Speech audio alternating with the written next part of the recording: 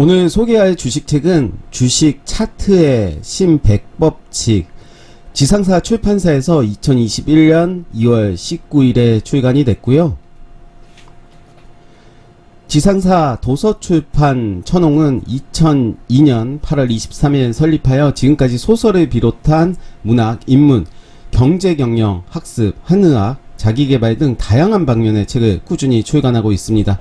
또한 종합출판사로서 훌륭한 저자들을 발굴, 지원하고 함께 일하는 모든 사람 및 기업들과 좋은 협력관계를 유지하면서 좋은 책으로 독자 여러분과 만나는 것을 목표로 하고 있습니다. 지상사 출판사에서 나온 책들을 소개해 드릴 텐데요. 예전 영상에서 이미 소개를 드린 책이 있습니다. 주식 데이 트레이딩의 신백법칙, 세력주의 신백법칙, 이외에도 템버거 입문, 주식투자 1년차 교과서, 월급쟁이 초보 주식투자 1일 3분, 여러 종류의 주식 관련 책들을 출간을 했고요. 저자는 이시 카츠 토시 씨입니다. 와세다 대학 정치경제학부 졸업을 했고요. 1939년생이고 문화방송 정당 기간지를 거쳐 경제평론가가 되었습니다. 주택, 금융, 주식투자, 자기계발 등에 관한 저서가 400권에 달하고 2019년부터 시작한 트위터는 16,000명이나 되는 팔로워가 있습니다. 최근 저서로는 투자경력 45년의 경험을 보증하는 실적을 바탕으로 쓴 주식의 신 100법칙, 주식 차트의 신 100법칙, 세력주의 신 100법칙 등이 있으며 개인 투자자로서 인기를 누리고 있습니다. 오늘 소개할 주식책은 주식 차트의 신 100법칙입니다. 지상사 출판사에서 출간이 됐고요. 신 100법칙 시리즈로 이루어져 있습니다. 그래서 예전 영상에서 이미 2번 정도 다른 지상사 출판사에서 나온 다른 제목의 책을 소개시켜 드린 바가 있고요. 저는 이 책을 보면서 차트에 대해서 더 관심을 갖게 됐습니다. 어떻게 소개를 했을까, 그 부분이 매우 궁금했었는데요. 서장에서는 차트에 속지 말지어다. 이게 무슨 말일까? 차트 안에서, 차트가 아무리 만들어져 있다 하더라도 그것을 속지 말라고 하는 건가? 이제 소제목을 보면 차트는 자의적으로 사용되기도 한다. 호재가 당연한 고가에 반영되는 이유, 차트는 해도 과연 올바른 내비게이터일까? 이렇게 소제목이 있고요. 1장에서는 차트보다 먼저 주식으로 이기는 법칙, 여기에서 소개하는 부분 보면 잘 알고 자신 있는 종목의 차트로 승부한다 라고 되어 있고요. 종목의 특징을 알아두면 당황하지 않고 이길 수 있다. 2장에서는 단 한 개의 캔들에서 시세가 보인다. 음봉의 크기는 위아래 세 개의 표현이다. 윗꼬리는 매도 압박의 강도를 나타낸다. 결국은 캔들에서 윗꼬리, 아랫꼬리가 있을 텐데요. 윗꼬리가 많다라는 것은 이제 주가 더 상승할 것으로 생각해서 매수하는 사람들이 많았다. 결론적으로는 이제 주가가 빠진 모습인데 그 안에서 이제 의미를 읽을 수 있다라고 해석을 한 것 같고요.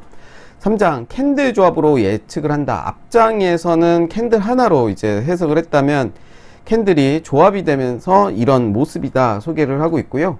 매수 적기를 찾으려면 여기에 주목을 해라. 우리가 캔들을 통해서도 충분히 매수 타점을 잡을 수 있고 매도 타점을 잡을 수가 있을 것 같은데요. 5장에서는 바로 이제 매도 시기에 대해서 이야기를 하고 있습니다. 6장에서는 더는 손 쓸 수 없을 정도로 못 쓰는 캔들, 저점을 찾는 기술에 대해서 이야기를 하고 있습니다. 특히 하락장에서 하락의 끝은 어디일까 라고 이제 볼 때 하락의 끝을 알려주는 캔들에 대해서 이야기를 하고 있고요. 8장에서는 천장까지 주가와 함께 가는 기술, 9장 세력주 특유의 특징을 읽는다. 10장에서는 게임주에서 보는 차트의 심리학에 대해서 이야기를 하고 있습니다. 한번 보도록 할게요.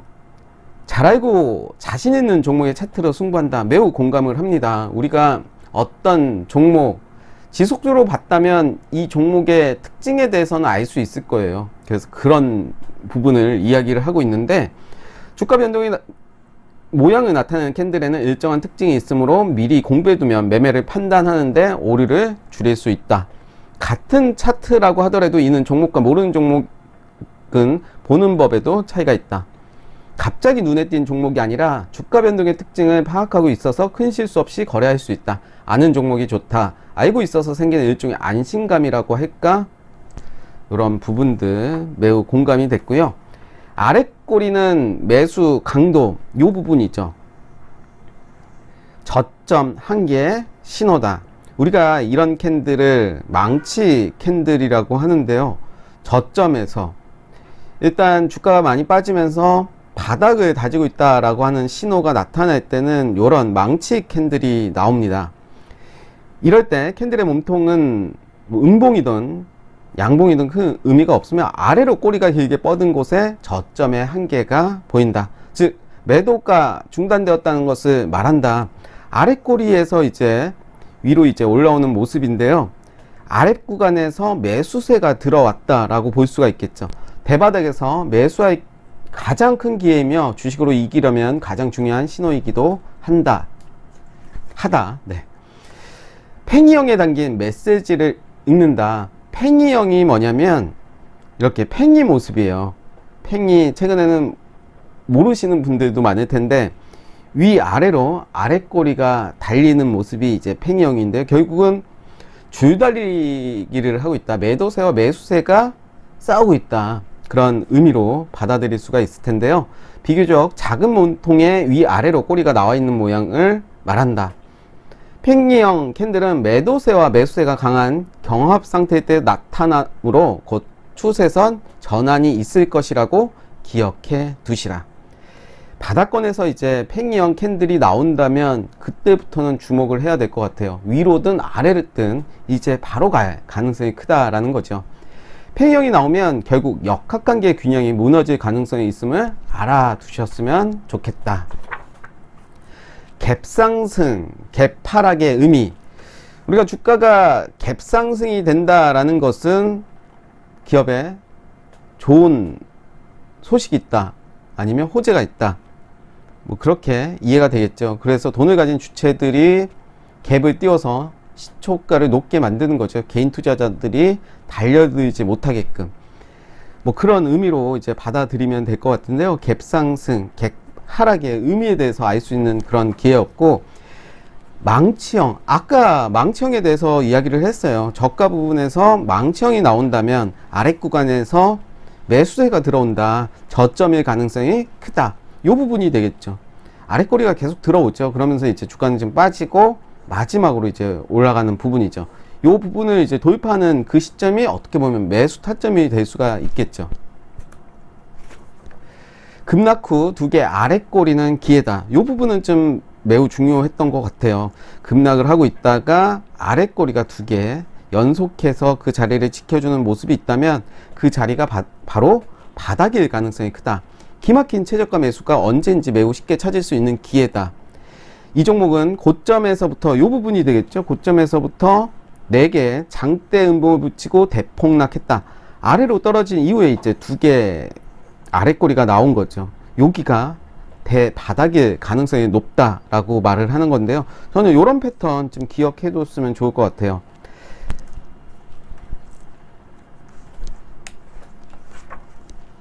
장대 양봉 후에 연속 음봉은 고점 한계다. 그래서 이 부분들도 매우 중요한 부분인 것 같아서 한번 보시면 좋을 것 같고요. 이동평균선과 데드크로스 했다면 도망가라. 골든크로스 이야기하고 데드크로스를 이야기하죠. 말 그대로 영어의 의미 데드, 골든 의미가 완전히 다르죠. 좋은 말과 나쁜 말. 우리가 보통 5일선, 21선 보는데요. 5일선과 21선이 데드크로스 됐다면 일단은 피하는 게 맞다. 그런 측면으로 여기에서도 그런 부분을 이야기하고 있고요. 상승세에 편입했다면 마지막까지 좋은 종목에 탔거든 죽어라 따라가야 한다. 아까가 아니라 제가 잘못 말을 했네요. 어떤 추세가 상승으로 이어지고 있다면 그 종목은 홀딩하는 게 맞다라고 하는 거죠.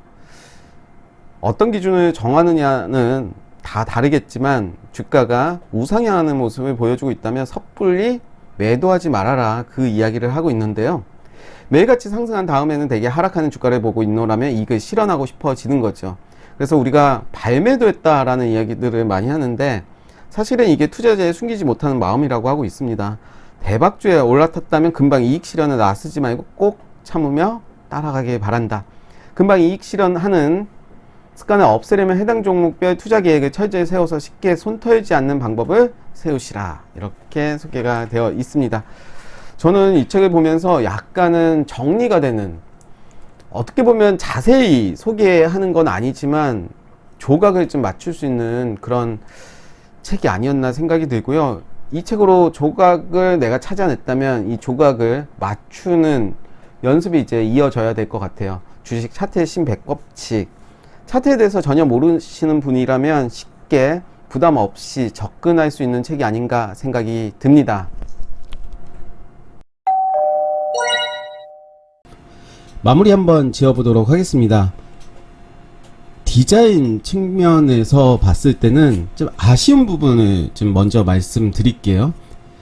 책 표지에 주식 차트의 신 제목이 있죠.